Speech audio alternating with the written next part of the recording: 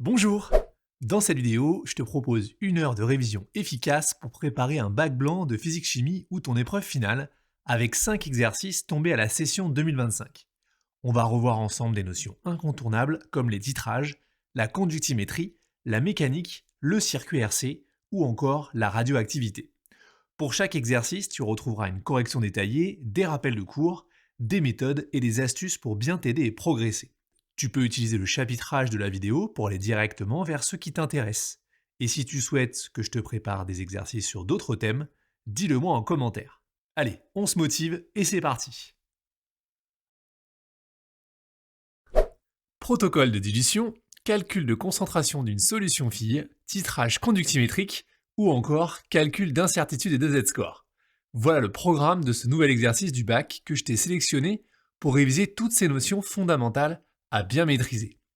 L'objectif, ce n'est pas seulement de donner les réponses, mais surtout de t'expliquer pas à pas les méthodes et les raisonnements à avoir que l'on retrouve très souvent dans les exercices. Parfait pour bien réviser. Je t'encourage à d'abord essayer de chercher les réponses seul avant de regarder la suite. On attaque tout de suite avec la partie 1, dans laquelle on s'intéresse à la préparation d'une eau particulière qu'on appelle une eau de Quinton isotonique. Cette première partie s'intéresse donc à une dilution. Et clairement, la dilution, c'est un grand classique au bac. Autant dans l'épreuve écrite, comme ici, que lors des épreuves expérimentales. Je vais donc prendre le temps de bien te réexpliquer toutes les méthodes associées qui sont abordées dès la classe de seconde.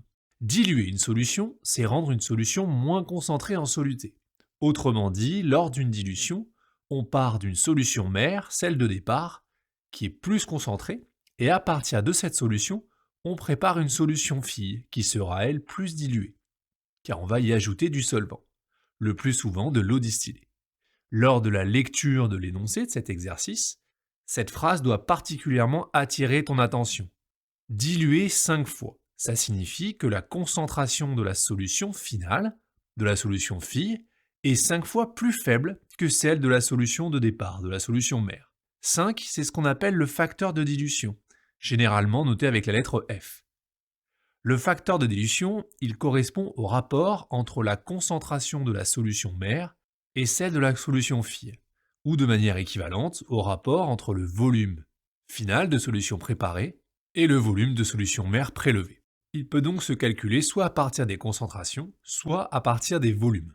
Mais attention, évidemment, comme le facteur de dilution est une grandeur sans unité, les volumes ou les concentrations doivent impérativement être exprimés dans la même unité. Petite astuce, plutôt que d'apprendre ces relations par cœur, je te conseille de te souvenir que comme on dilue toujours une solution pour la rendre moins concentrée, le facteur de dilution sera toujours supérieur à 1. Ça n'a pas de sens de dire je dilue une demi-fois. Et ça implique que la valeur la plus grande se trouvera toujours au numérateur, au-dessus du trait de fraction. Alors, relisons en détail cette première question. Proposer un protocole permettant de préparer 100 ml d'eau de Quinton isotonique à partir d'eau de Quinton commerciale. Et on demande de bien nommer la verre utilisée en précisant les volumes. Donc première étape, on va calculer le volume à prélever. Ici, pour bien visualiser la situation, j'ai pris soin de renoter les caractéristiques des solutions mères et des solutions filles à partir des informations de l'énoncé. L'indice 0 correspond à la solution mère et l'indice 1 correspond à la solution fille. Pour déterminer V0, le volume de solution mère à prélever, on peut donc utiliser le facteur de dilution. C'est donc comme ça qu'on retrouve finalement assez facilement cette relation entre le volume de solution mère à prélever, noté donc ici V0, et le volume de solution fille à préparer, noté V1. V0 est égal à V1 divisé par 5, soit 20 ml. Ensuite, concernant le choix de la verrerie pour ce type de manipulation, pour respecter la précision exigée, on prélèvera un volume précis avec ce qu'on appelle une pipette jaugée, donc une pipette jaugée de 20 ml. Et on préparera un volume final dans une fiole jaugée de 100 ml. Je t'ai donc ici proposé une rédaction simple dans laquelle on prendra soin de nommer le matériel utilisé. On verse d'abord un peu de solution mère dans un bécher, on prélève ensuite un volume de 20 ml de solution mère, et je précise bien qu'on le fait à l'aide d'une pipette jaugée, et qu'on le verse dans une fiole jaugée de 100 ml. On ajoute ensuite de l'eau distillée aux 3/4 de la fiole, de manière à pouvoir agiter et homogénéiser une première fois la solution. Ensuite, on complète avec de l'eau distillée jusqu'au trait de jauge. on bouche et on agite enfin pour homogénéiser. Parfait. On peut passer à la question suivante. Question 2, vérifier le caractère isotonique de la solution ainsi préparée. Ici, il s'agit maintenant de raisonner à partir des données de l'énoncé. N'hésite pas à bien prendre le temps de relire l'énoncé lorsque tu as une question à laquelle tu n'arrives pas à répondre directement. La première information à exploiter, c'est celle-ci. On nous dit que la concentration en ion chlorure dans le sang est comprise entre 100 et 110 millimoles par litre. Et ça correspond à la définition de isotonique dans ce contexte. Ensuite, pour vérifier cette concentration, on va déterminer C1, la concentration de la solution phi ainsi préparée, toujours avec le facteur de dilution. Rappelle-toi, le facteur de dilution, c'est le rapport entre la concentration de la solution mère sur la concentration de la solution phi. Nous ici, ce qu'on cherche, c'est la concentration de la solution phi préparée. Donc, avec les notations utilisées, C1 est égal à C0 divisé par 5. Ici, il y a un point très important à ne pas rater. On nous demande de vérifier si la solution est isotonique, donc on doit comparer la concentration en ion chlorure avec celle du sang. Mais attention, il y a une petite difficulté supplémentaire, puisque dans les données, la concentration des ions chlorure dans le sang est donnée en millimoles par litre. C'est donc une concentration en quantité de matière. Alors que pour l'eau de Quinton, on raisonne naturellement en grammes par litre, donc avec une concentration en masse, qu'on appelle aussi une concentration massique. Autrement dit, avant de comparer, il va falloir absolument remettre ces concentrations dans la même unité. Il est bien précisé dans l'énoncé que l'eau de Quinton est issue d'un prélèvement d'eau de mer. On nous donne donc la concentration moyenne en masse en ion chlorure d'une eau de mer bretonne, 19,4 grammes par litre. Ça, c'est la concentration en masse. Et pour convertir cette concentration en masse en concentration en quantité de matière, il faut se rappeler de ces différentes relations. La concentration en masse est le rapport entre la masse de soluté par le volume total de solution. La masse est liée à la quantité de matière avec cette relation. Petit m est égal à petit n fois grand M. Grand M, c'est la masse molaire. Et petit n, la quantité de matière, c'est la concentration en quantité de matière multipliée par le volume de solution. Une fois qu'on a ça, on va repartir de la définition de la concentration en masse en remplaçant petit m par petit n fois grand M. Et on remplace petit n, cette fois, par C fois V. Et c'est ainsi qu'on obtient cette relation. Concentration en masse est égale à concentration en quantité de matière multipliée par grand M, la masse molaire. On ne perd pas notre objectif, c'est d'exprimer la concentration en quantité de matière, qui est donc égale à la concentration en masse divisée par la masse molaire, ici la masse molaire de Cl-, puisqu'on parle bien d'une concentration en ion chlorure. On passe à l'application numérique, et on est rassuré, puisqu'on retrouve bien que la concentration est bien dans l'intervalle annoncé, ce qui confirme que la solution est isotonique. Et j'ai pris soin de conserver 3 chiffres significatifs en millimoles par litre. Pour passer de mol par litre à millimol par litre, il suffit de multiplier par 1000, comme je te le montre ici. On termine ainsi la première partie. On peut passer à la suivante, dans laquelle on va revoir toutes les méthodes associées au titrage conductimétrique. C'est d'ailleurs la partie la plus importante du sujet.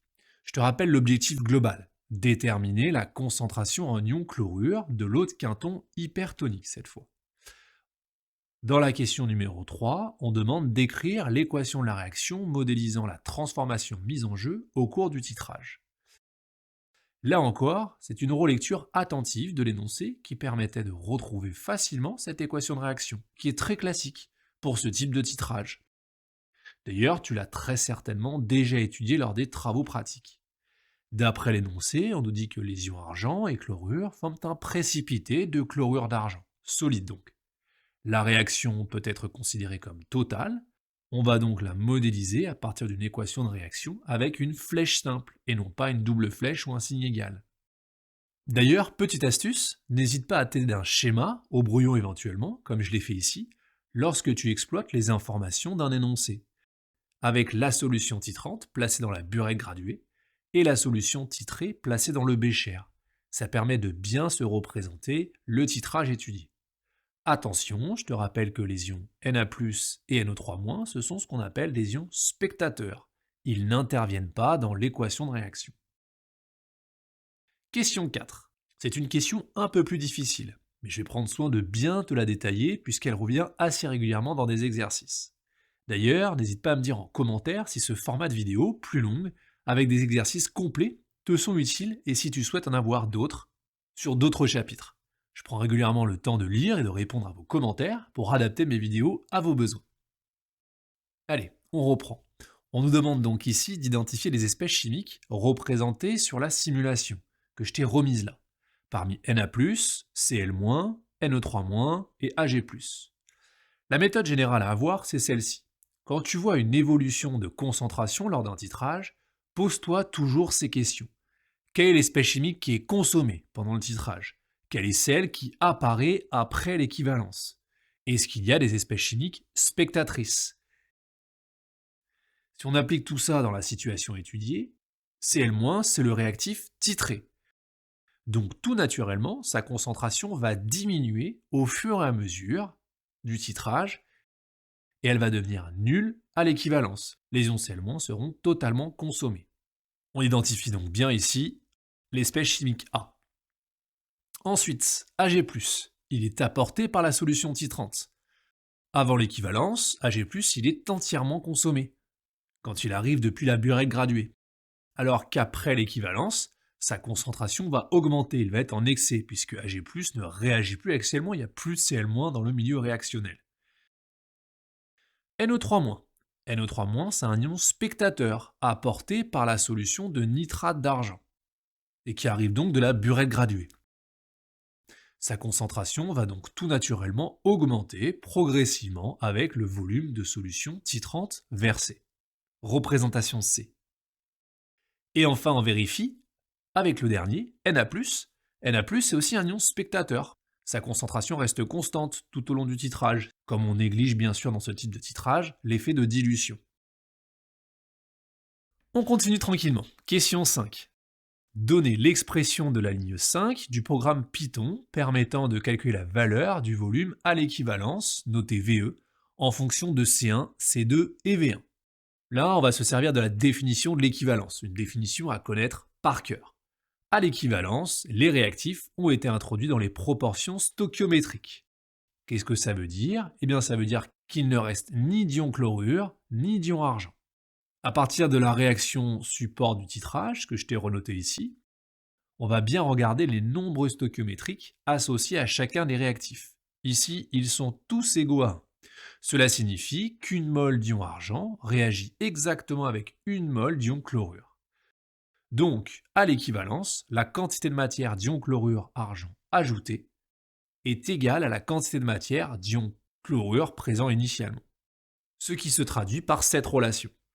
Maintenant, pour pouvoir exploiter cette relation dans un calcul, on va exprimer les quantités de matière à l'aide des concentrations et des volumes. À partir de cette relation fondamentale qui est aussi à connaître par cœur et qu'on a déjà évoquée précédemment, petit n est égal à C fois V. On fera attention dans le programme Python fourni dans l'énoncé, les notations sont les suivantes. C1V1 c'est pour la solution titrée, et C2VE c'est pour la solution titrante. On retrouve donc avec ces notations cette relation. Parfait. On peut continuer avec la question 6, où on va s'intéresser maintenant à l'évolution de la conductivité. Là encore, une question très classique. En utilisant les résultats de la simulation de la figure 2, on demande d'expliquer l'évolution de la conductivité mesurée au cours du titrage. Pour expliquer cette évolution, je vais commencer par te rappeler que la conductivité d'une solution dépend de deux choses.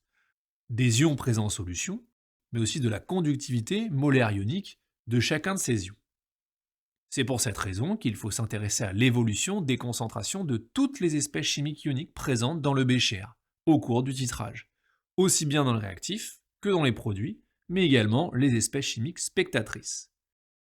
Le plus simple, c'est donc de raisonner séparément avant et après l'équivalence, comme je vais te le présenter ici. Au départ, dans le bécher, on a des ions sodium Na+, et des ions chlorure Cl-, provenant du chlorure de sodium dissous. Les ions Na+, sont des ions spectateurs, on l'a déjà dit. Leur concentration reste constante tout au long du titrage. Je te rappelle que la solution liée à l'ajout de la solution titrante est négligée, et c'est d'ailleurs précisé ici dans l'énoncé. Lorsqu'on ajoute la solution titrante de nitrate d'argent, Les ions nitrate NO3-, qui sont aussi des ions spectateurs, s'accumulent progressivement dans le bécher. Il y en a de plus en plus. Les ions argent, Ag+, eux, ils réagissent immédiatement avec les ions chlorure Cl- pour former le précipité solide de chlorure d'argent. Donc, avant l'équivalence, les ions Ag+ sont consommés au fur et à mesure, leur concentration en solution est négligeable. Tandis que la concentration en ion chlorure, elle va diminuer progressivement. Après l'équivalence, après l'équivalence, tous les ions chlorure ont été consommés. Cl-, c'est le réactif limitant. Lorsqu'on continue à ajouter de la solution titrante, les ions argent Ag+ ne peuvent plus réagir et restent donc en solution. Leur concentration augmente. Et la concentration en ion nitrate NO3- continue également d'augmenter puisqu'ils sont apportés avec la solution titrante et qu'ils ne réagissent pas. Il y en a donc de plus en plus. Maintenant, pour pouvoir exploiter ces résultats-là, il va falloir les relier aux conductivités molaires ioniques. Avant l'équivalence, les ions Cl- qui ont une conductivité molaire ionique plus élevée que celle des ions nitrate NO3- disparaissent progressivement et sont remplacés par des ions NO3-. Cette substitution entraîne une diminution progressive de la conductivité. C'est bien ce qu'on observe, jusqu'à atteindre un minimum à l'équivalence. Et après l'équivalence, il n'y a plus de disparition d'ions. Les concentrations en ions Ag+ et NO3- augmentent progressivement. Donc le nombre d'ions en solution augmente aussi. C'est ça qui explique l'augmentation de la conductivité observée expérimentalement. Allez, encore un petit effort. Question 7, déterminer la concentration en ions chlorure. On va exploiter les résultats expérimentaux pour déterminer la concentration en masse des ions chlorure dans l'eau de Quinton. Là encore, c'est une méthode très classique à connaître absolument pour exploiter les résultats d'un titrage comme celui-ci. On va utiliser la relation entre les concentrations et volumes à l'équivalence, qu'on a déjà établie précédemment, en ne perdant pas de vue notre objectif, déterminer la concentration en masse des ions chlorure, autrement dit C1, que je vais donc exprimer ici en fonction de C2, du volume équivalent, et de V1. Attention, comme tout à l'heure, à ne pas te mélanger. On demande bien une concentration en masse, qu'on va exprimer en grammes par litre, pas une concentration en quantité de matière en mol par litre. Pour déterminer le volume équivalent dont on a besoin, on va se servir de la figure A1. Je te rappelle que lors d'un titrage conductimétrique, l'équivalence peut être repérée par un changement de pente de la courbe de titrage. Donc c'est cette construction graphique que je t'ai refaite ici qui permet de déterminer VE. VE est égal à 18 ml. Ça nous permet de passer à l'application numérique en faisant bien attention à l'homogénéité des unités. On exprime bien les deux volumes dans la même unité et on exprime le résultat avec 3 chiffres significatifs. On n'oublie pas d'aller jusqu'au bout du raisonnement et de convertir cette concentration en quantité de matière qu'on vient de déterminer en concentration en masse, à partir de la relation qu'on a déjà établie dans les questions précédentes. La concentration en masse est égale à la concentration en quantité de matière multipliée par la masse molaire. Et on trouve une concentration en masse, en ion chlorure, dans l'eau de Quinton, de 19,2 grammes par litre. Pour finir, on va vérifier l'accord de ce résultat avec une valeur de référence, avec le fameux Z-score. Il est demandé dans la question 8 de vérifier si la concentration trouvée est en accord avec la concentration en ion chlorure de l'eau de mer bretonne. Ce type de question, elle revient très souvent en fin d'exercice au bac. Elle peut impressionner, mais en réalité, elle est assez guidée. Regarde bien. On te rappellera toujours la relation qui permet de calculer l'incertitude type. Il te suffit donc d'appliquer calmement la méthode. On calcule d'abord l'incertitude type, comme je l'ai fait ici. Là, évidemment, il faut être très rigoureux quand on va chercher les différentes informations dans l'énoncé, et lorsqu'on tape le calcul sur sa calculatrice. D'ailleurs, si tu as le temps, n'hésite pas à refaire plusieurs fois ce calcul pour vérifier que tu obtiens bien le même résultat. Ensuite, il faut se souvenir qu'on arrondit l'incertitude par excès à un chiffre significatif, comme je l'ai fait ici à partir du résultat de l'application numérique. Et ensuite, on va utiliser le quotient qui est donné pour discuter de l'accord du résultat d'une mesure avec une valeur de référence. C'est ce quotient-là qu'on appelle le z-score. Et il faut te souvenir que si ce quotient est inférieur à 2, on considère que la mesure est compatible avec la valeur de référence. Dans notre situation, l'écart entre la valeur expérimentale et la valeur attendue représente seulement 0,3 fois l'incertitude de mesure. Cet écart étant très faible, inférieur à 2 fois, la mesure peut être considérée comme valide.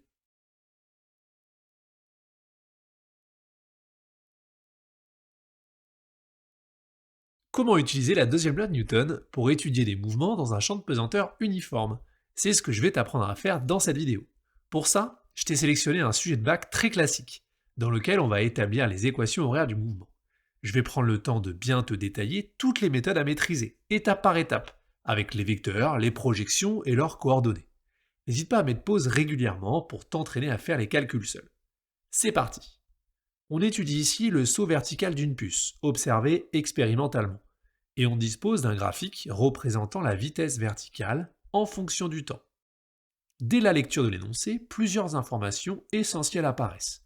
Le mouvement est strictement vertical, et le champ de pesanteur est supposé uniforme, avec des frottements de l'air négligés. C'est donc une étude très classique à parfaitement maîtriser en classe de terminale. Dans la première question, on demande, en utilisant la figure 1, de relever la valeur de la vitesse atteinte par la puce à la fin de la phase de propulsion, à l'instant t égale à 0 secondes. On admet que l'accélération est constante durant cette phase. Autrement dit, sur ce graphique, lorsque t égale à 0 secondes. La première méthode, pour pouvoir retrouver le résultat, c'est une lecture directe, par projection. Regarde bien sur le graphique. À l'instant t égale à 0 secondes, si on projette verticalement, sur l'axe des vitesses, on peut lire que la valeur est environ égale à 1,8 mètres par seconde. Il y a une deuxième méthode un peu plus précise, que l'on peut utiliser ici. Pour ça, on commence par repérer l'échelle du graphique, qui consiste à mesurer, avec une règle graduée, directement sur le sujet imprimé, la longueur entre deux graduations, comme je te le montre ici en vert. Ensuite, on mesure, toujours avec une règle graduée, la longueur correspondant à la projection graphique sur l'axe des ordonnées, pour la vitesse t égale à 0 secondes, comme je l'ai fait ici en orange. Puis on applique une simple proportionnalité pour retrouver le résultat. Les deux méthodes aboutissent évidemment à la même valeur. Question 2. Montrer que la valeur de l'accélération est environ 1,5 fois 10 exposant 3 mètres secondes moins 2. Pour ça, petit rappel de cours fondamental. Par définition, l'accélération, c'est la dérivée de la vitesse par rapport au temps. Ce qui implique que sur un graphique où on a la vitesse en fonction du temps, comme celui de la figure 1, l'accélération correspond au coefficient directeur de la droite. Regarde bien ici. Pendant la phase étudiée, la vitesse peut être modélisée par une fonction affine, par une droite, de la forme at plus b. Et pour déterminer petit a, la valeur de l'accélération, le coefficient directeur, on calcule donc, comme je viens de te l'expliquer, le coefficient directeur de la droite moyenne du nuage de points de la phase de propulsion, à l'aide de deux points bien lisibles sur la droite moyenne. J'ai ici choisi les points A et B pour lesquels je relève respectivement l'abscisse et l'ordonnée par lecture graphique, avec la précision limitée qui est permise par la figure 1 mise à disposition. On calcule alors ΔY sur ΔX, le coefficient directeur, et on obtient bien un résultat proche de la valeur proposée. On parle bien ici d'une estimation expérimentale, limitée par la lecture graphique. Question 3. On y arrive. À l'aide de la deuxième loi de Newton, déterminer les coordonnées du vecteur accélération de G, centre de masse de la puce, noté AX et AY, durant la phase de vol. Le cœur du raisonnement commence par la définition du système étudié, la puce, et du référentiel d'étude, ici un référentiel terrestre supposé galiléen, pour pouvoir appliquer la deuxième loi de Newton, somme des forces égale M1. On a donc besoin de faire l'inventaire des forces qui s'exercent sur la puce. Et comme l'énoncé précise clairement que dans le cadre du modèle choisi, les actions mécaniques liées à l'air sont négligées, il ne reste plus qu'une seule force, le poids, cas classique. Il vient alors P égale M. Puis en simplifiant par M, on retrouve que le vecteur accélération est égal au vecteur champ de pesanteur. Ensuite, on ne perd pas de vue notre objectif, déterminer les coordonnées du vecteur accélération, AX et AY. Pour les obtenir, il est nécessaire de projeter le vecteur G sur les axes du repère proposé. Je vais prendre le temps de bien t'expliquer ces résultats. OY est orienté vers le haut, et le vecteur G est orienté, lui, vers le bas, d'où ce signe moins qui apparaît. Il est fondamental ici de bien comprendre qu'il traduit simplement que le vecteur accélération est opposé au sens positif de l'axe choisi. Et pourquoi est-ce que la projection du vecteur G sur l'axe OX est nulle? Eh bien tout simplement car l'axe OX est horizontal, alors que le vecteur champ de pesanteur est lui strictement vertical, dirigé vers le bas. Autrement dit, G n'a aucune composante horizontale. Mission accomplie, on a bien déterminé les coordonnées du vecteur accélération, et on peut passer à la question 4, dans laquelle on demande de montrer que les coordonnées du vecteur vitesse de G ont ces expressions. La méthode à suivre sera toujours la même. Une fois que l'on a déterminé les coordonnées du vecteur accélération, on va utiliser cette définition pour retrouver celle du vecteur vitesse. Trouver la vitesse, c'est donc prendre une primitive de l'accélération par rapport au temps. Et j'ai pris soin ici de te remettre les 3 formes de primitives à retenir pour maîtriser le programme de physique-chimie de terminale. Sur l'axe OX, AX est égal à 0, donc si on prend une primitive, VX est égal à une constante. Sur l'axe OY, AY est égal à moins G, donc si on primitive, VY est égal à moins G fois T plus une constante. Rappelle-toi bien que c'est en utilisant les conditions initiales que tu pourras retrouver facilement, en exploitant les informations de l'énoncé, les constantes d'intégration, ici notées C1 et C2. Dans notre situation, à l'instant initial, à t égale à 0 secondes, le mouvement est vertical, donc V0x est égal à 0, ce qui implique que la constante d'intégration 1 est égale à 0. De la même manière, V0y est égal à V0, comme cela est indiqué dans l'énoncé. Donc la constante d'intégration C2 est égale à V0. Parfait, on retrouve bien l'expression finale du vecteur vitesse, comme cela a été demandé. On continue. Question 5. Déduire de la question 4 les équations horaires du mouvement de G. Là encore, l'exercice est assez guidé. Ce ne sera pas toujours le cas, mais j'ai volontairement choisi cet exercice pour t'aider à bien comprendre toutes les étapes, avant de passer à d'autres exercices moins guidés que tu pourras retrouver dans la playlist du chapitre. Toujours le même raisonnement. On part de la définition de la vitesse pour remonter aux coordonnées du vecteur position, qu'on appelle les équations horaires du mouvement. Par définition, le vecteur vitesse est égal à la dérivée du vecteur position, noté ici OG, par rapport au temps. Pour obtenir la position, on prend donc une primitive de la vitesse, en s'aidant, si besoin, des 3 formes de primitives que je t'ai rappelées ici. Sur l'axe OX, on a trouvé que Vx est égal à 0, donc si on primitive, x de t est égal à une constante. Et sur l'axe OY, Vy est égal à moins gt plus V0. Donc si on primitive, on obtient que y de t est égal à moins 1,5 de gt au carré plus V0t plus une constante. À ce stade, C3 et C4 sont des constantes d'intégration, elles dépendent uniquement des conditions initiales du mouvement. Comme je te l'ai expliqué tout à l'heure, on va donc utiliser les conditions initiales que j'ai pris soin de te surligner en jaune dans l'énoncé pour retrouver C3 et C4. D'après le sujet, à l'instant t égale à 0 secondes, la puce, elle est située à l'origine du repère, O. Autrement dit, le vecteur position initiale a pour coordonnées 0, 0. On remplace maintenant t par 0 dans l'expression générale, comme tout à l'heure, pour retrouver que sur l'axe OY, y à l'instant t égale à 0 est égal à C4, ce qui implique que la constante d'intégration 4 est égale à 0. On peut donc écrire les équations horaires définitives du mouvement qui correspondent bien à celles proposées dans l'énoncé. Allez, encore un petit effort, la dernière question.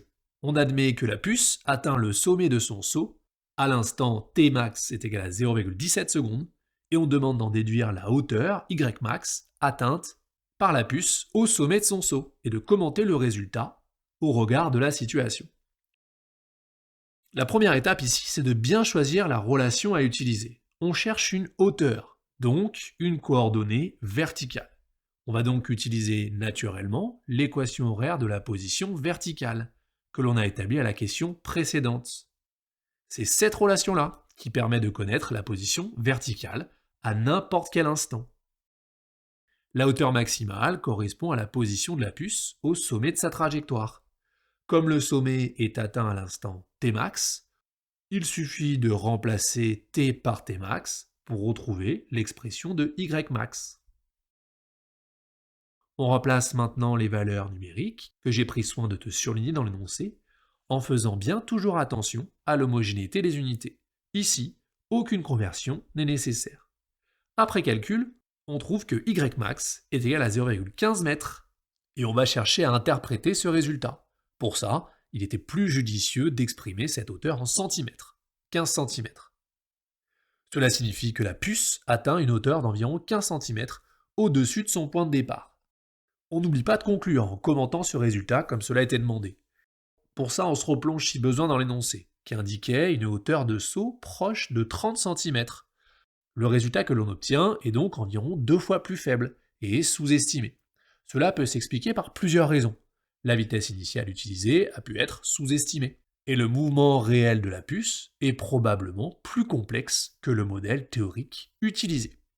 Bravo! Il ne me reste plus qu'à te féliciter pour ta concentration et te souhaiter bon courage pour la suite de tes révisions.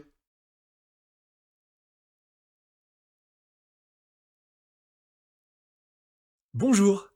Au programme d'aujourd'hui, le circuit RC. Comment établir l'équation différentielle? Comment déterminer tau, le temps caractéristique d'un dipôle RC? Qu'est-ce qu'une analyse dimensionnelle? Je vais te proposer une correction complète et détaillée d'un exercice du bac, parfait pour réviser le circuit RC. Un chapitre absolument fondamental en terminale spécialité physique-chimie. Comme d'habitude, je t'encourage vraiment à mettre la vidéo en pause et d'abord essayer de répondre aux questions seul avant d'écouter la suite. C'est parti! Un peu de contexte. L'objectif de cet exercice, c'est de modéliser une partie du circuit de la puce électronique intégrée dans une carte bancaire et de vérifier si ce modèle permet d'obtenir le temps de réponse attendu pour un paiement sans contact. On étudie donc ici un circuit RC série constitué d'un générateur de tension continue de valeur E, d'une résistance R et d'un condensateur de capacité C. On commence par une question qui peut sembler simple, mais qui est fondamentale pour la suite. Être capable d'exprimer l'intensité du courant circulant dans le circuit en fonction de la tension aux bornes du condensateur, UC, et de la capacité C du condensateur. Pour ça, je te rappelle ces définitions. L'intensité du courant correspond au débit de charge électrique. Il est égal à la dérivée par rapport au temps de la charge électrique petit q. Pour un condensateur, la charge électrique stockée sur une armature est proportionnelle à la tension à ses bornes, UC. C'est cette relation qui traduit ça, Q égale C fois UC. Elle signifie tout simplement que plus la tension aux bornes du condensateur est grande, plus il accumule de charge sur ses armatures. J'en profite pour te faire une remarque sur ce petit t entre parenthèses, que tu peux parfois voir indiqué à côté de la grandeur. Il indique que la grandeur, ici la charge et la tension, peuvent varier au cours du temps. Mais ce petit t entre parenthèses n'est pas systématiquement noté dans les exercices en classe de terminale. Ensuite, c'est en combinant ces deux relations, qui sont à bien connaître, que l'on va pouvoir facilement exprimer ce qu'on nous demande, c'est-à-dire l'intensité du courant, en fonction de la tension UC et de la capacité C du condensateur. On remplace Q par C fois UC dans l'expression de l'intensité du courant. Et comme la capacité C est une constante, on peut la sortir de la dérivée, tout simplement. I égale à C d2UC sur dt. L'intensité du courant qui traverse un condensateur est proportionnelle à la variation de la tension à ses bornes au cours du temps. Question 2, un grand classique, dans laquelle on va établir l'équation différentielle.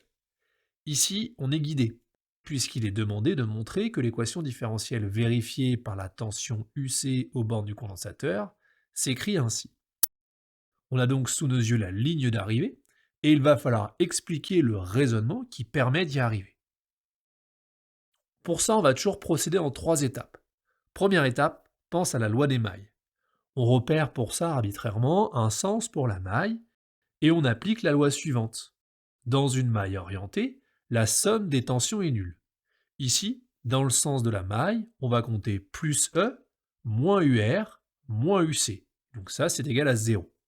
Et on réécrit pour avoir tout de suite le terme E seul d'un côté du signe égal. E est égal à UR plus UC. Ensuite, pour t'aider à retrouver l'étape suivante, aide-toi de ce qu'on te donne, l'expression à montrer. On a des termes avec UC, mais pas de termes avec UR. Et c'est justement l'étape 2 avec l'utilisation de la loi d'Ohm qui permet d'exprimer UR en fonction d'autres grandeurs. D'après la loi d'Ohm, la tension aux bornes de la résistance est égale à grand R fois I. Mais on n'oublie pas ce qu'on a établi à la question précédente, l'intensité du courant est liée à la tension aux bornes du condensateur par cette relation, I égale C d de UC sur dt. On remplace donc I dans l'expression de UR pour obtenir cette expression. UR est égal à RC d de UC sur dt. Tout simplement comme je te le montre ici. Et on va prendre soin de mettre cette équation différentielle sous une forme standard, qu'on appelle aussi la forme canonique, de manière à avoir le coefficient devant la dérivée égal à 1. Et c'est pour ça qu'on vient diviser simplement toute l'équation par RC, pour retrouver l'expression à montrer. J'insiste, on n'attend pas de toi que tu apprennes par cœur cette équation, mais que tu sois capable de la retrouver en suivant ces différentes étapes, exactement comme on l'a fait ici ensemble. Entraîne-toi avec quelques exemples de la playlist du chapitre, et tu vas rapidement te rassurer. Question 3. Vérifier que l'unité de taux est la seconde. On va repartir de ce qu'on a établi à la question 2. On sait que taux est égal à R fois C, le produit de la résistance par la capacité du condensateur. Pour répondre à cette question, il y avait plusieurs manières de faire. Ici, je te propose de réaliser ce qu'on appelle une analyse dimensionnelle, en partant tout simplement des relations établies précédemment. De la loi d'Ohm, avec UR égale R fois I, de la relation condensateur, Q égale C fois UC, et du courant électrique, I égale dQ sur dt. J'en profite pour te faire une petite remarque. Les crochets indiquent ce qu'on appelle la dimension d'une grandeur physique. La dimension, ça correspond à la nature physique d'une grandeur, comme le temps, la longueur, la masse, le courant ou encore la tension. À ne pas confondre avec l'unité, qui correspond à la mesure choisie pour exprimer la grandeur. La seconde est une unité, le mètre, l'ohm par exemple. Donc ici, en termes de dimension, on peut écrire que la dimension de R est égale à la dimension de U divisée par la dimension de I, tout simplement. Et on va venir le remplacer ici. Et pour la dimension de C, à partir de cette relation, on retrouve que c'est égal à la dimension de Q divisée par la dimension de U. On ne perd pas de vue qu'on sait également que le courant I est la dérivée de la charge en fonction du temps. Donc en termes de dimension, on peut dire que la dimension de Q est égale à la dimension de I multipliée par la dimension de T.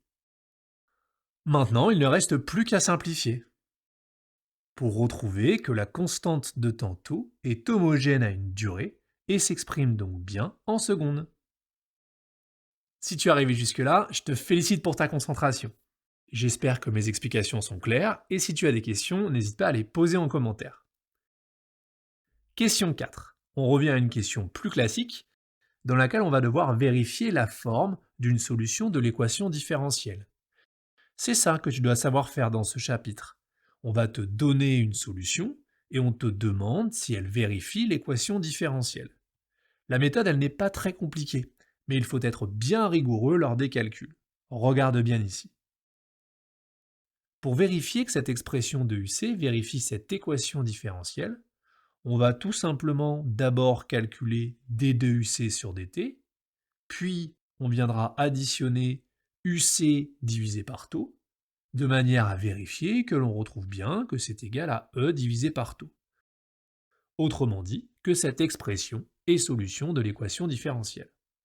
C'est parti pour la première étape. On calcule le terme d de UC sur dt séparément. Ce sera plus simple. Je vais d'abord développer le E dans la parenthèse, et ensuite je peux dire que la dérivée de E par rapport au temps est égale à 0, puisque E est une constante. Et c'est comme ça qu'on retrouve cette expression pour d de UC sur dt. Parfait. Maintenant qu'on a ça, on va pouvoir la remplacer dans l'équation différentielle pour vérifier l'égalité. d2UC sur dt plus UC sur taux, si on remplace d2UC sur dt par ce qu'on vient de calculer, et UC par l'expression qui nous a été donnée, on va développer pour vérifier si on retrouve bien le résultat attendu, c'est-à-dire E sur taux. Comme tout à l'heure, on développe le E dans la parenthèse, et c'est comme ça qu'on peut voir que les termes E sur taux multiplié par exponentielle de moins t sur taux se simplifient, pour retrouver que d2UC sur dt plus UC sur taux est égal à E sur taux. Mission accomplie, l'égalité est bien vérifiée, donc la solution proposée convient. On continue tranquillement. L'évolution de la tension UC aux bandes du condensateur au cours de la charge nous était donnée dans une annexe. Et dans la question 5, il est demandé de déterminer, en explicitant la démarche choisie, la valeur de la constante de tantôt. Pour répondre à cette question, je vais te présenter deux méthodes possibles. La première, qu'on surnomme la méthode des 63%. Regarde bien. Avec la solution de l'équation différentielle qui est proposée, à l'instant t égale taux, c'est-à-dire que je remplace dans l'expression petit t par taux, on va pouvoir retrouver ce résultat. À l'intérieur de la parenthèse, on a 1 moins exponentielle de moins 1, parce qu'on a remplacé t par taux, et éventuellement, tu es dans une calculatrice, tu retrouves que exponentielle de moins 1, c'est environ égal à 0,37. Autrement dit, que la tension bande du condensateur à l'instant taux est égale à 0,63 E, soit 63% de E. Donc, on va venir chercher la valeur de E sur le graphique, c'est-à-dire lorsque le condensateur est complètement chargé et que T tend vers l'infini. On lit graphiquement 5 volts. Et on revient sur le calcul. UC à l'instant taux est égal à 0,63 fois 5 volts, soit 3,2 volts. On va ensuite chercher sur l'axe des ordonnées UC est égal à 3,2 volts, et on projette sur la courbe pour retrouver graphiquement taux, qui est égal à 4 secondes, comme je te le montre ici. La deuxième méthode est dite la méthode de la tangente à l'origine.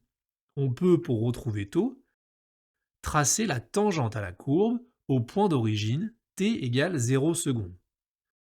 Ensuite, l'abscisse du point d'intersection entre cette tangente et l'asymptote horizontale UC égale E donne une estimation graphique de la constante de tantôt. On retrouve évidemment le même résultat, 4 secondes. On est rassuré. Et on passe à la dernière question, qui va nous servir à vérifier la validité de ce modèle. Indiquer en justifiant si le circuit électrique réalisé modélise correctement le circuit de la puce électronique d'une carte bancaire utilisée lors d'un paiement sans contact.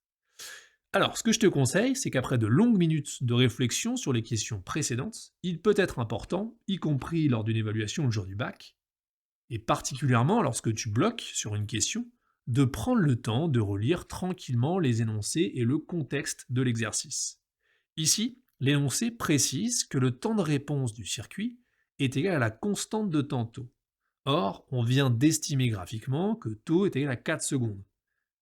Alors que le temps de réponse attendu pour un paiement sans contact, on nous le dit aussi, doit être compris entre 1 et 2 secondes. Du coup, ça nous permet de dire que le circuit modélisé ne permet pas d'atteindre le temps de réponse requis et ne modélise donc pas correctement le circuit de la puce électronique présente dans une carte bancaire. Si tu es arrivé jusqu'ici, je te félicite pour ta concentration et je te souhaite bon courage pour tes révisions.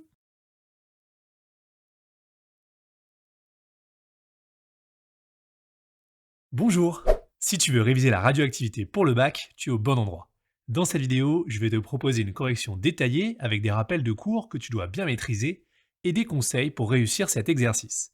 Comme d'habitude, n'hésite pas à mettre la vidéo en pause pour d'abord essayer de répondre seul, avec si besoin le sujet complet à télécharger en description. Premier conseil, prends toujours le temps de bien lire les énoncés, même si parfois ils peuvent paraître longs. Ce temps de lecture est pris en compte dans la durée de l'épreuve.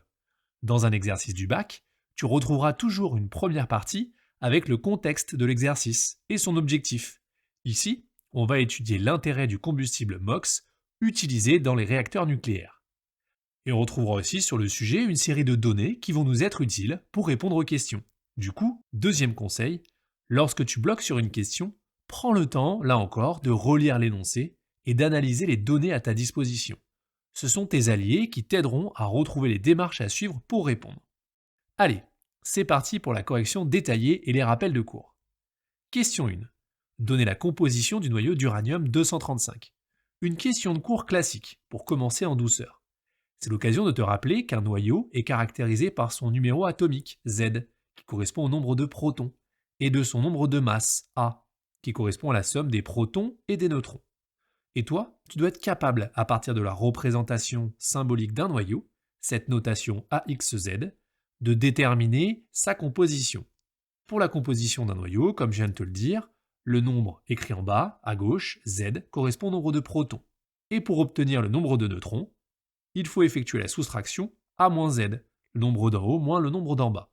C'est exactement cette méthode qui te permettait de répondre correctement à cette première question. Question 2. Indiquez, en justifiant la réponse, le ou les noyaux radioactifs isotopes de l'uranium-235 parmi ceux qui sont présentés dans le tableau 1.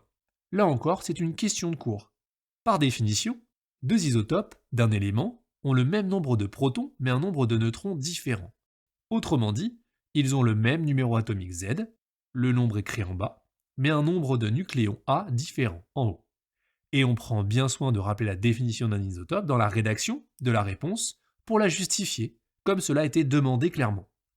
On en déduit que le seul noyau radioactif isotope de l'uranium-235, parmi ceux qui sont présentés dans le tableau 1, est l'uranium-238. On continue, question 3. Expliquez pourquoi l'uranium-238 est toujours présent à l'état naturel depuis l'origine de la Terre, contrairement au plutonium-239. Pour répondre à cette question, on va devoir exploiter les informations sur les temps de demi-vie qui sont donnés. Je te rappelle que le temps de demi-vie correspond à la durée au bout de laquelle la moitié des noyaux radioactifs contenus initialement dans un échantillon se sont désintégrés. Une fois que l'on a rappelé ça, si on analyse les données, on peut voir que l'uranium-238 a une demi-vie de 4,5 milliards d'années, qui correspond à l'âge de la Terre. Tu sais que 4,5 fois 10 exposant 9, c'est égal à 4,5 milliards. Il reste donc la moitié des noyaux d'uranium-238 initialement présents à l'origine de la Terre. Tout simplement. En revanche, le plutonium-239 a un temps de demi-vie beaucoup plus court, environ 24 000 ans. Donc les noyaux formés à l'origine de la Terre se sont eux déjà désintégrés.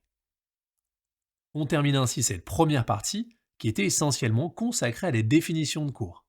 J'espère que jusque-là tout est clair pour toi. Sinon, n'hésite pas à me poser des questions en commentaire. Avant la prochaine question, on retrouve dans l'énoncé une présentation de l'équation, la réaction de la fission du noyau d'uranium-235, que l'on va donc certainement devoir exploiter. Question 4. Expliquez en quoi ce type de réaction nucléaire peut être qualifié de réaction en chaîne.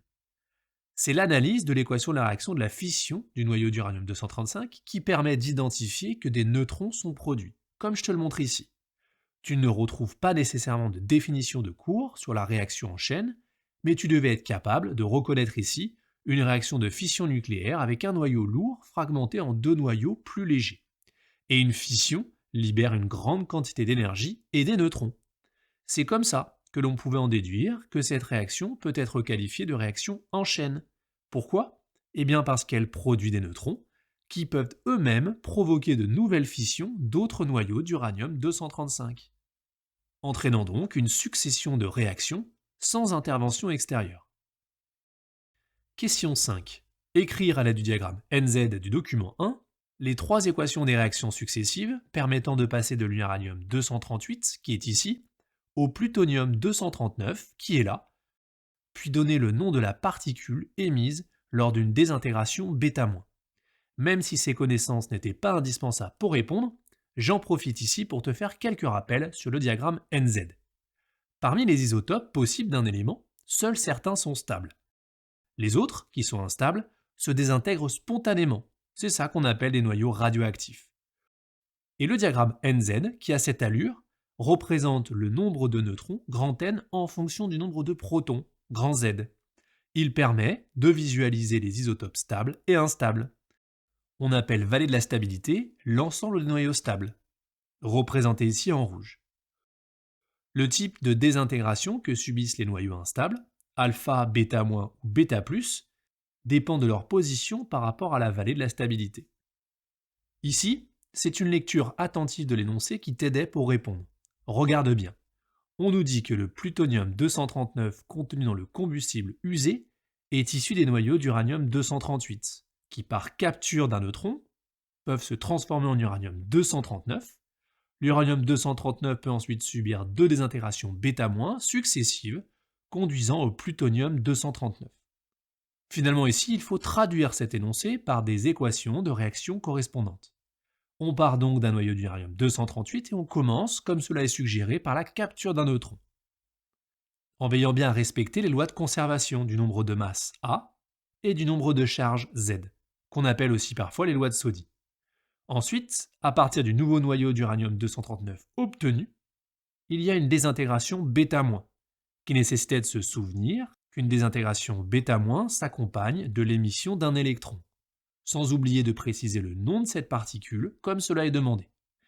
Puis, on termine avec la deuxième désintégration β-, tout simplement, comme je te le montre ici. Et on arrive ainsi bien à un noyau de plutonium-239 issu de l'uranium-238. Si tu es arrivé jusque-là, je te félicite pour ta concentration. Dis-moi en commentaire si tu veux une correction en vidéo d'autres exercices du bac. Question 6, qui est introduite par une équation de désintégration. Indiquez à quel type de radioactivité correspond cette désintégration. Nouvelle question court, plutôt facile. Je profite de cette question pour te rappeler ici les trois types de désintégration radioactive qui sont à connaître.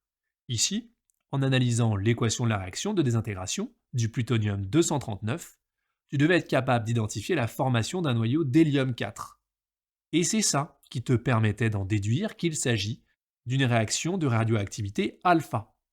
Et on arrive déjà à la question 7. On donne la loi de décroissance radioactive, puis on demande d'établir l'expression de la constante radioactive lambda en fonction du temps de demi-vie, T2,5, et d'en déduire que la valeur de la constante radioactive du plutonium, 239, est égale à cette valeur.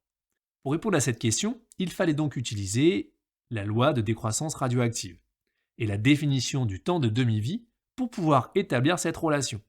Je te rappelle que le temps de demi-vie correspond à la durée au bout de laquelle la moitié des noyaux radioactifs contenus initialement dans un échantillon se sont désintégrés. Autrement dit, dans un échantillon contenant initialement un nombre n0 de noyaux radioactifs, le nombre de noyaux radioactifs encore présents dans un échantillon au bout d'une durée t de 1,5 correspond à n0 divisé par 2, la moitié. Et à partir de là, il suffit simplement de faire appel à des capacités mathématiques pour établir l'expression de la constante radioactive lambda en fonction du temps de demi-vie t de 1,5. À l'instant t de 1,5, la loi de décroissance radioactive peut s'écrire comme ça. Puis on peut simplifier par n0 dans chaque membre. Ensuite, pour extraire lambda de l'exponentielle, puisque c'est bien ce qu'on cherche à exprimer, on veut obtenir à la fin lambda égale quelque chose seul d'un côté du signe égal, on applique le logarithme népérien, ln, des deux côtés de l'équation. C'est une technique courante en mathématiques pour isoler une variable située dans l'exponentielle. Puis on utilise la propriété ln de 1 sur a est égal à moins ln de a pour obtenir cette relation. Et on termine en divisant chaque membre par moins t de 1,5, de manière à établir l'expression de la constante radioactive en fonction de t de 1,5, c'est ce qu'on voulait. Parfait. Et grâce à elle, on peut maintenant réaliser une application numérique pour en déduire la valeur de la constante radioactive du plutonium-239. Pour ça, il était indispensable de convertir le temps de demi-vie dans l'unité du système international, en secondes. C'est la raison pour laquelle tu retrouves ici la conversion de 24 110 ans, demi-vie du plutonium-239, en secondes. On est rassuré, on retrouve bien la valeur proposée dans l'énoncé en conservant deux chiffres significatifs. Ce qui nous permet d'enchaîner avec la dernière question de cet exercice. C'est une question qui nécessitait un peu de réflexion, et elle est d'ailleurs précédée d'une nouvelle série de données, donc on peut naturellement supposer que l'on va devoir les exploiter. Question 8. Montrer à l'aide du tableau 2 l'intérêt du MOX en analysant comment sont gérés à l'heure actuelle les déchets de la catégorie à laquelle appartient le plutonium-239. Le candidat est invité à prendre des initiatives et à présenter sa démarche. Il est bien précisé que toute démarche pertinente, même non aboutie, sera valorisée. Lorsque tu retrouves ce type de phrase associée à l'énoncé d'une question, c'est pour t'inciter à engager une démarche de résolution, une rédaction, même si tu n'aboutis pas. Donc force-toi à écrire quelque chose. Et ça veut aussi dire qu'il faut prendre du temps pour analyser et répondre. Donc ne panique pas. Là encore, je me répète, relis bien les énoncés qui sont là pour te guider. Dans le but d'étudier l'intérêt du MOX par rapport au traitement usuel des déchets de plutonium-239, il faut identifier à quelle case cela correspond dans le tableau. Pour ça, on commence par identifier son temps de demi-vie, 24 110 ans, comme on l'a rappelé juste avant, donc une vie longue. Ensuite, on cherche à calculer son activité massique. Pour ça, on va exploiter les données de l'énoncé.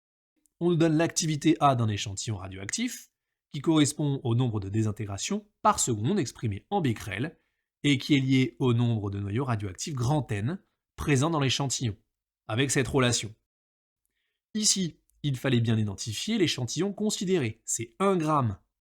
Et il faut donc déterminer combien il y a de noyaux grand N dans ces 1 gramme.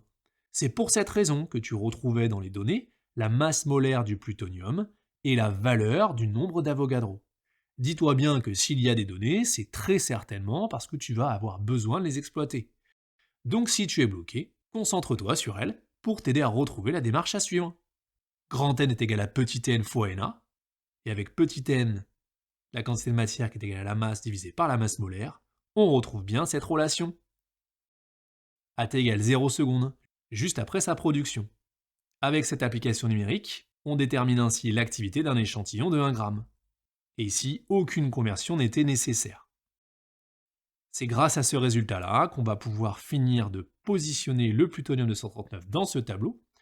Cette activité massique correspond à une activité HA, une haute activité, et avec une vie longue, d'après le tableau 2, il n'existe pas encore de filière de traitement opérationnelle. Ce qui va nous permettre de conclure qu'en réutilisant le plutonium-239, le MOX permet de réduire les déchets les plus dangereux, ceux pour lesquels aucune solution de stockage définitive n'est encore disponible. C'est donc une solution stratégique pour gérer durablement les déchets nucléaires. Bravo! Tu viens de réviser des notions clés du chapitre de radioactivité du programme de terminale.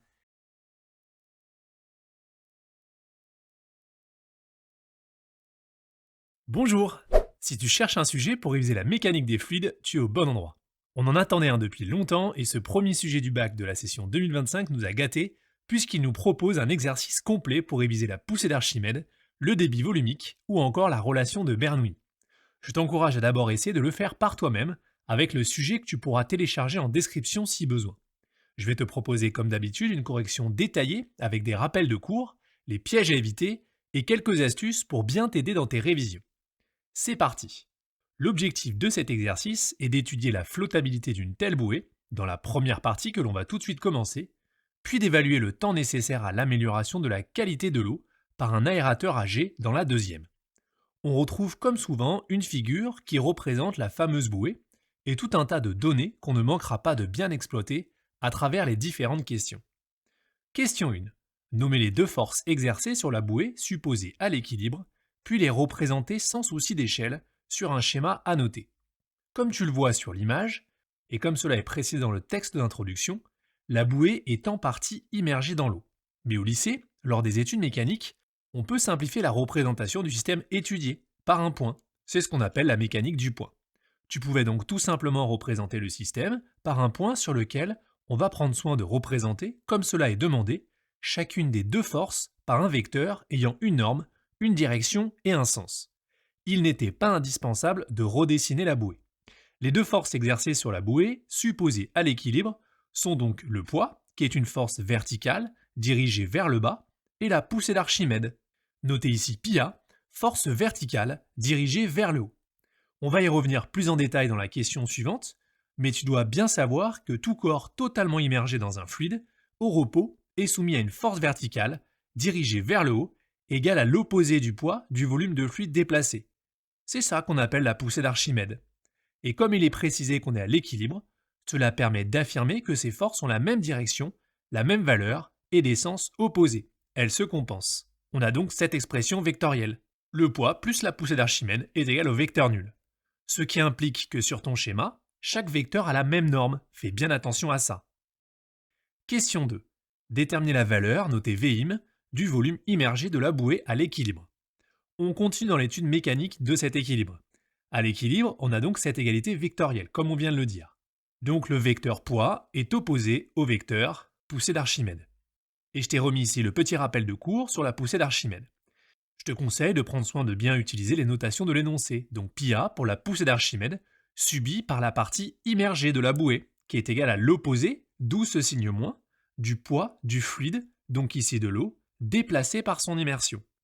En se souvenant de la relation m égale ρ fois v, on retrouve facilement son expression vectorielle en fonction de la masse volumique du fluide, donc ici de la masse volumique de l'eau, du volume du corps immergé. J'insiste ici, il s'agit bien de la partie immergée de la bouée qui subit cette force. C'est elle qui est plongée dans le fluide, dans l'eau.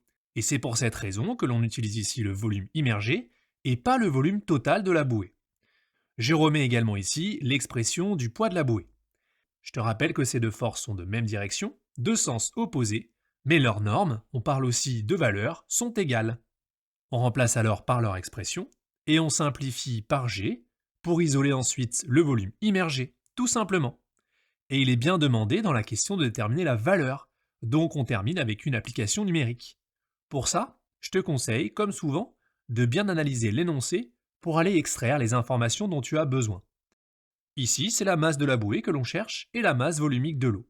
Et sois aussi toujours vigilant avec l'homogénéité des unités lors des applications numériques. Ce n'est pas obligatoire, mais je te conseille, pour ça, de noter les unités dans les calculs.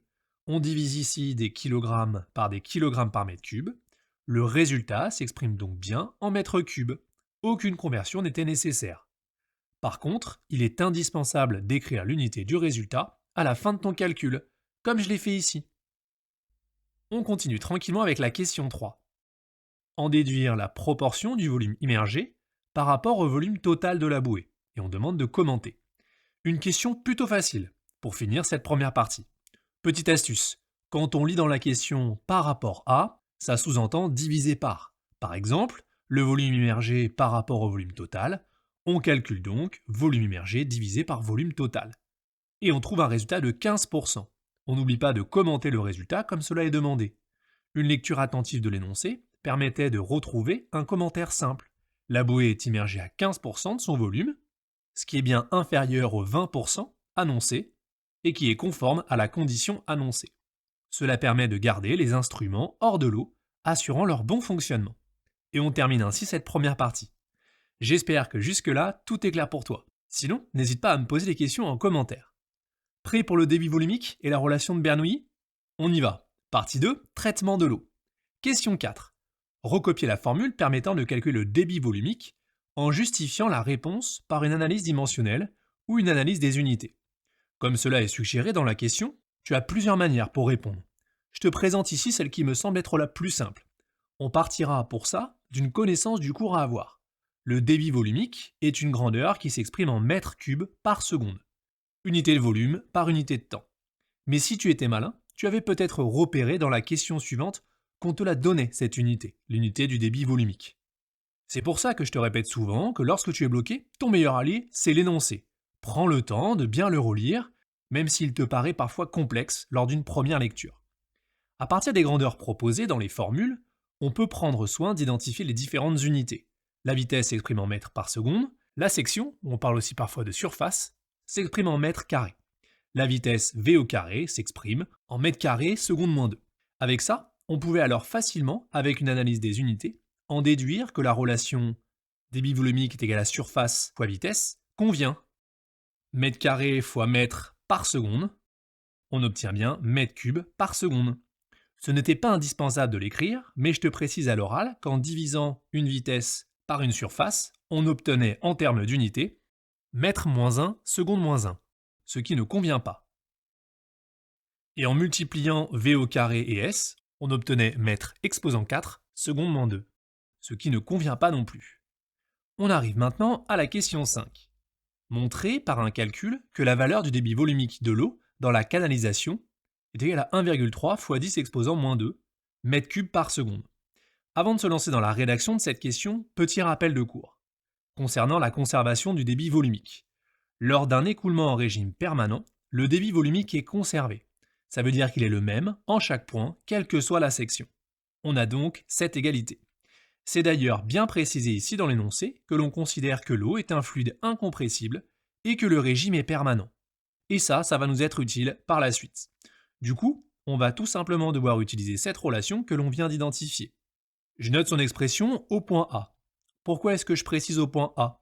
Eh bien parce que dans l'énoncé, on nous donne la vitesse de l'eau en A, et on en a besoin, et on ne connaît pas celle de B. C'est pour ça qu'on se met au niveau de ce point. Et pour faire le calcul, il nous manque SA, qui n'est pas donné. Pour ça, comme très souvent lors de l'étude des écoulements d'un fluide dans une canalisation comme ici ou dans un tuyau, on va devoir faire un peu de géométrie. L'énoncé précisait bien que l'aérateur aspire de l'eau et la fait circuler dans une conduite horizontale présentant un rétrécissement d'une section circulaire, ça nous intéresse, de diamètre dA vers une section de diamètre dB. Pourquoi est-ce que ça nous intéresse? Eh bien pour déterminer l'expression de la section circulaire SA de diamètre dA. Je te rappelle que l'aire d'un disque est égal à pi r au carré, avec r le rayon, et ça c'est égal à pi fois le diamètre divisé par 2 au carré. Comme ici on connaît le diamètre mais qu'on ne connaît pas le rayon. On retrouve alors tranquillement cette expression, qui va nous permettre, à partir des données de l'énoncé, de retrouver la valeur du débit volumique à l'aide d'une application numérique, comme je te le montre ici. Au risque de me répéter, j'insiste et je te rappelle qu'il faut toujours être en alerte sur les unités. Contrôle bien leur homogénéité. Il était indispensable ici de convertir le diamètre, qui est donné en millimètres, en mètres, en multipliant par 10 exposant -3. On est rassuré, on retrouve bien la valeur proposée dans l'énoncé, en conservant 2 chiffres significatifs, ce qui nous permet d'enchaîner avec la question suivante. Question 6. Exploiter la conservation du débit volumique pour montrer que la valeur de la vitesse de l'eau au point B vaut 16 mètres par seconde. Cette question nécessite également de bien avoir en tête le rappel de cours que je t'ai fait juste avant, sur la conservation du débit volumique. Lors d'un écoulement en régime permanent, le débit volumique est conservé. Ça veut donc dire qu'il est le même en chaque point, quelle que soit la section. Et c'est ça qui permet d'écrire cette égalité, comme on l'a vu juste avant, en 2 points différents de la canalisation. Et c'est à partir d'elle que l'on va pouvoir travailler sur les expressions littérales pour exprimer puis calculer VB, ce qu'on cherche. Là encore, rien de compliqué, mais il y a un enchaînement de plusieurs étapes simples, ce qui peut engendrer des étourderies. Reste donc bien concentré et pense à te relire si besoin. On exprime d'abord les débits volumiques en fonction des sections et des vitesses d'écoulement. Puis on exprime les sections en fonction des diamètres, puisque c'est ce que l'on a dans les énoncés. On ne connaît pas directement les valeurs des sections. En simplifiant dans chaque membre, on obtient cette relation. Pour isoler VB, ce que l'on cherche, il est maintenant nécessaire de diviser par dB au carré dans chaque membre, tout simplement. Et on passe à l'application numérique. Ici, il n'était pas indispensable de convertir les 2 diamètres en mètres, dans la mesure où ils étaient déjà tous les deux exprimés dans la même unité. Cela revient au même résultat. Là encore, on est rassuré, on retrouve bien la valeur proposée dans l'énoncé, en conservant 2 chiffres significatifs. Parfait! Question 7. Nommer le phénomène physique observé au point B, responsable de l'aspiration de l'air. Ça, c'est une question de cours. Le genre de question qui m'oblige à te rappeler que même si tu bloques sur certaines questions le jour du bac, lis toujours les énoncés jusqu'au bout. Comme c'est le cas ici, tu retrouveras parfois des questions de cours avec des points faciles à obtenir. Tu dois donc retenir de ton cours sur ce chapitre que si l'écoulement d'un fluide, comme un liquide, subit un passage dans une conduite dont la section diminue, eh bien la vitesse du fluide augmente et la pression diminue. C'est ça qu'on appelle l'effet Venturi. C'est ce phénomène qui explique ici une aspiration de l'air, comme cela est évoqué dans le sujet. Question 8. Montrer que l'expression de la variation de la pression, ΔP, peut s'exprimer ainsi. Ce n'est pas clairement formulé dans la question, mais on peut deviner ici, avec ce 1/2 de ρ, que l'on va avoir besoin d'utiliser la relation de Bernoulli, donnée dans l'énoncé. Ici encore, même s'il y a un enchaînement de plusieurs étapes simples, il y a des sources d'étourderie. Souviens-toi que lorsque tu manipules des expressions littérales, il faut prendre son temps, rester concentré et se relire pour les éviter. On précise qu'on utilise la relation de Bernoulli dans la conduite horizontale, appliquée sur une ligne de courant passant par les points A et B, dont on a des données dans l'énoncé. Et en appliquant les conseils que je viens de te donner pour ne pas se tromper, on obtient cette relation. Ici, j'ai pris soin d'utiliser la notation avec un point plutôt qu'un multiplié, comme cela est proposé dans l'énoncé, et avec ρ qui correspond bien à la masse volumique de l'eau. Pour simplifier tout ça, il fallait utiliser cette information. Comme la conduite est horizontale, ZA est égal à ZB. Il vient alors cette relation. Et à partir de là, on réfléchit à comment exprimer ΔP, qui est égal à PB moins PA. Comment le faire apparaître? Pour ça, il faut soustraire dans chaque membre PA, puis on soustrait 1/2 de la masse volumique, fois la vitesse, au point B au carré. Et enfin, en factorisant par 1/2 multiplié par la masse volumique, on retrouve l'expression proposée. Tout simplement. Question 9. Calculer la valeur numérique de ΔP, la variation de pression, et commenter. La suite logique, avec une application numérique. Et si tu es à l'aise, tu devines qu'on s'attend à retrouver une différence de pression négative. Pourquoi? Puisque, comme on l'a rappelé avec l'effet Venturi, lorsque la section diminue, la vitesse du fluide augmente et la pression diminue. Je te renote ici l'application numérique. Aucune conversion n'était nécessaire. Parfait, on retrouve bien une variation de pression négative. On rédige donc un commentaire en ce sens. On a ici une diminution de la pression entre ces deux points, une chute de pression, ce qui explique l'aspiration de l'air. Il était aussi pertinent ici de critiquer l'hypothèse d'un écoulement permanent, utilisée pour retrouver ce résultat. Pourquoi? Eh bien parce que cette baisse de pression est supérieure à la pression atmosphérique, ce qui est incohérent. La pression ne peut pas être inférieure à 0 dans ce contexte. Si tu es arrivé jusqu'ici, je te félicite pour ta concentration et je te souhaite bon courage pour ton bac. Question 10. Montrer qu'il faut ajouter 344 g de dioxygène à l'eau du bassin pour atteindre un taux de dioxygène de 6 mg par litre. C'est un travail de réflexion sur une concentration en masse, mais tu pouvais tout aussi bien répondre sans utiliser la relation concentration en masse est égale à masse divisé par volume. D'après l'énoncé, le taux d'oxygénation doit passer de 4 mg par litre à 6 mg par litre, donc une augmentation de 2 mg par litre. Et il y a presque la réponse dans cette phrase. Nous, ce qu'on cherche, c'est la masse nécessaire pour le volume d'eau total du bassin, qui est d'après l'énoncé égal à 172 mètres cubes, que je vais convertir ici en litres, pour pouvoir raisonner avec la concentration en masse donnée en milligrammes par litre. Comme il faut ajouter une masse de 2 mg par litre d'eau, cela représente une masse totale de 2 mg multipliée par les 172 000, sous-entendu 172 000 litres, et ça, c'est égal à 344 000 mg, soit 344 grammes. Et voilà, on arrive aux deux dernières questions. Question 11. Calculer le volume d'eau qui doit être brassé par l'aérateur pour assimiler la masse de dioxygène nécessaire. On va pouvoir répondre ici en utilisant la proportionnalité, que tu peux rédiger de différentes manières. Je pars pour ça de cette information. L'aérateur permet l'assimilation de 6 mg de dioxygène par litre d'eau brassée, que j'écris par exemple dans un tableau. Puis sur la deuxième ligne, ce que je cherche. Combien de litres d'eau faut-il brasser au total pour assimiler les 344 grammes nécessaires? Et ici, attention encore aux unités. La colonne de droite correspond bien à un volume en litres. Donc on va trouver un volume en litres.